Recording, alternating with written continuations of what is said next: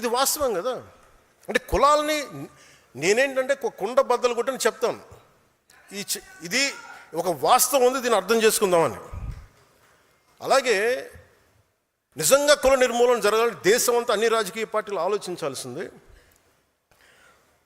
BC సాంఘిక సంక్షేమ వసతి బాలికల గృహం, ఎస్సీ ఎస్టీ బాలికల గృహం, ఎస్సీ బాలుల గృహం. చిన్నప్పటి నుంచి మీరే కులాలను పెట్టి నేను మాట్లాడితే ఇబ్బంది వచ్చిందా మీ అందరికీ? నిజంగా మీరు మాట్లాడాలంటే ఫస్ట్ ఇవి ఆపేయండి. ఫస్ట్ ఇవన్నీ 10th క్లాస్ బిడ్డ పాస్ అయితే బాగా చదివింది అనుకోవాలి, ఏ కులం సర్టిఫికేట్ రాస్తే మీరు ఎక్కడ తీస్తారు? వ్యవస్థీకృతం అయిపోయింది కాస్ట్. నేను అర్థం చేసుకోగలను. అందుకని కులాలను తీసేయలేము. కోరటి వెంకన్న పల్లె కన్నీరు పెడుతుందంటే అరే మనకి వృత్తులు పోయినాయి అని బాధపడతారు. ఇది మనకి సాలెల మగ్గం బూజు పట్టేసింది, ఇలాగ వృత్తి కులాలన్నీ నాశనం అయిపోయినాయి. ఇవన్నీ మాట్లాడుతుంటే అంటే మనకి వృత్తి ఆధారిత కులాలు, అందుకని కులాలను టక్కటక్కమని తీసేయలేము. మేబీ ఒకరోజు అసలు కుల ప్రస్తావన లేని రాజకీయాలు సమాజం ఉండాలని కోరుకుందాం. కానీ ఈ లోపు మనం ఏం చేయాలి? కులాలని కలిపే ఆలోచన విధానమే ఉండాలి. మాట్లాడితే ఇక్కడ మనకి ముఖ్యంగా ఆంధ్రప్రదేశ్కి సంబంధించి అంటే మతాలు మారినా కులాలు వదలరు, దేవుణ్ణి నమ్మమంటారు కానీ కులాలను వదలరు. ఇందాక చెప్పినట్టుగా caste always have issues, but what is the most pragmatic approach? Interdependence and cooperation is needed for pragmatic policies. భారతదేశంలో ఉండే ప్రతి కులం మరో కులం పైన కొంతమంది మీద ఆధారపడి జీవిస్తుంది. ఎందుకంటే మన సమాజం కుల వృత్తుల ఆధారిత సమాజం. వృత్తుల ఆధారంగా కులాలు ఏర్పడ్డాయి తప్ప ఎవరు ఏ కులంలో పుట్టాలి అన్నది ఎవరు నిర్ణయించలేదు. నేను కూడా కులంలో పుట్టాల్సి వచ్చింది. I was born in a caste which I cannot undo it. But I never confined to a caste because for me humanity is bigger.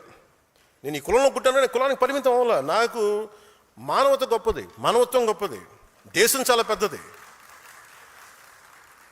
కానీ దీన్ని నేను గౌరవించాలంతే. నన్ను ఒక కులానికి పరిమితం చేయాలని ఎన్నిసార్లు ప్రయత్నించారు. నన్ను ఒక ప్రాంతానికి పరిమితం చేయాలని వస్తే మన సాంబశివుడు లాంటి వచ్చి అన్నా నువ్వు ఆంధ్ర కాదు, నువ్వు తెలంగాణ, నువ్వు భారతీయుడు. నన్ను కులానికి పరిమితం చేయాలని చూశారు, ప్రాంతానికి పరిమితం చేయాలని చూశారు. నేను కులంలో పుట్టా, కానీ ఒక కులం కోసం పనిచేయడానికి రాలా, దేశం కోసం పనిచేయడానికి వచ్చాం, సమాజ స్థాపన కోసం వచ్చాం. ఈ మధ్యన వైసీపీ నాయకులు కూడా ఏదో కొంచెం 2-3 సందర్భాల్లో మన వాళ్ళు డేటా పంపిస్తే మీరు కాపులకి ఏం చేశారు ఇవన్నీ మాట్లాడుతుంటే నేను ఒక కాపుల కోసం ఆలోచించడం రాలా. నేను రెల్లి సమాజం గురించి ఆలోచిస్తాను, మాల సమాజం గురించి ఆలోచిస్తాను, మాదిగ సమాజం గురించి ఆలోచిస్తాను, బీసీల సమాజం గురించి ఆలోచిస్తాను, అన్ని ఉన్నత సోకాళ్ళు ఓసీ కాస్టుల గురించి ఆలోచిస్తాను, అందరూ బాగుండాలని ఆలోచిస్తాను. నేను దయచేసి ఒక కులానికి పరిమితం చేయాలనుకున్నా, ఒక ప్రాంతానికి పరిమితం దాన్ని మీరు ఎదురుదాడి చేయండి. మనం అందరి కోసం పనిచేస్తాం. ఈ మధ్యన ప్రేమలో ఎక్కువ అయిపోయిన అందరికీ సడన్గా ఏం చేశారండి మీరని ఒక్కొక్కరు టీవీల్లో గొంతులు ఏముంటుందని కంటనాళ్ళ తెగిపోయి అరుస్తున్నారు. ఇలాంటి మహానుభావులందరికీ నేను అడుగుతున్న ఒకటే, మాట్లాడితే మీరు వంగవీటి రంగా గారి పేరు పట్టుకొస్తారా మీరంతా? ఆయన చనిపోతా నాకు ఇబ్బంది ఉంది, నా ప్రాణహాని ఉంది అంటే ఆ రోజు మీరు ఎందుకు తపన పడలా? మీరు ఎవరు చిన్న వయసులో కాదు కదా, మీరు టీన్స్లో లేరు కదా. ఇప్పుడు మీ అందరికీ 60-65 ఏళ్ళు ఉన్నాయి కదా మీ అందరికీ. అంటే ఆ రోజులు మీకు కనీసం ఒక 35 ఏళ్ళు, కనీసం మీకు 25 దాటిని అందరికీ. ఆయన ఇబ్బంది పడుతున్నప్పుడు, నాకు ప్రాణహాని ఉందనుకున్నప్పుడు, ఈరోజు ఆయన కోసం గొంతు చించుకుంటున్న మనుషులందరూ ఏమైపోయారు? ఆ రోజున ఆయన చుట్టూ ఒక దడిగట్లాగిపోయారా, ఒక పద్మవ్యూహంలా ఉండలేకపోయారా? అప్పుడు వదిలేశారు అందరూ.